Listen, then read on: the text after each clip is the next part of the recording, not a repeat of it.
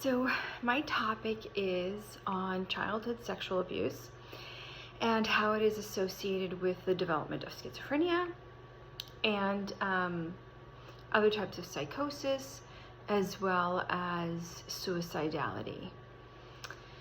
I'm also interested in learning about the interventions that are and treatments that are successful with this population. So I have a few findings. One study showed that exposure to childhood maltreatment, especially childhood sexual abuse, I'll start calling that CSA, is an especially potent predictor of auditory hallucinations. And this association spanned a range of populations and included adults with psychotic disorders. Let's see. CSA scores and auditory hallucination severity were significantly positively correlated in the study. And the authors established the presence of a unique relationship between CSA and auditory hallucinations. And females with a lifetime of auditory hallucinations reported the most severe, having had the most severe childhood sexual abuse. Another study found that ACEs are high in women with psychotic disorders, with over 1/3 having experienced childhood sexual abuse. Another study used routinely recorded data from electronic health records to identify a history of CSA in patients with severe mental illness.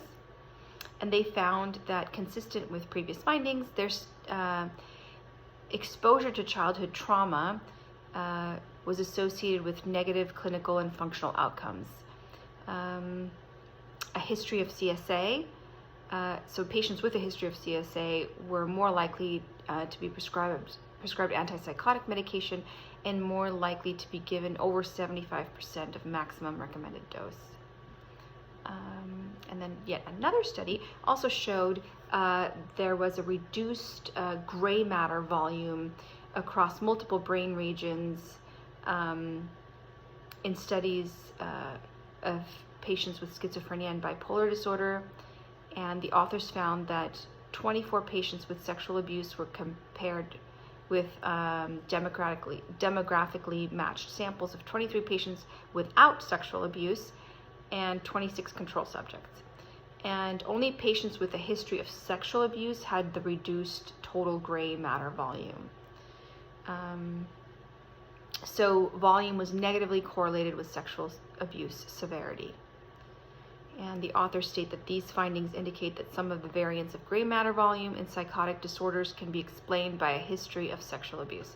So these are multiple sources that confirm this association between childhood sexual abuse and development of schizophrenia and other psychotic disorders. In terms of treatment, I found an article by Judith Rubin published in 2010 that states that survivors of sexual abuse often repress the abuse, and hence it becomes inaccessible to the patient. And even when the memory is available, a patient may not want to tell out of fear. So whether it was a traumatic event, whether the traumatic event is unconscious or suppressed, an excellent way of working with that trauma or working to heal the trauma is through art, in particular clay and painting. So in the words of the author, she says, it's a way for a person to express silent screams and hidden cries. It helps access images that torment the mind and help in working with wounds buried in the body.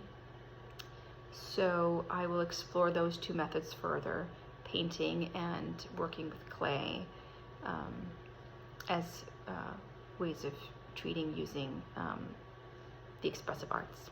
Thanks for listening.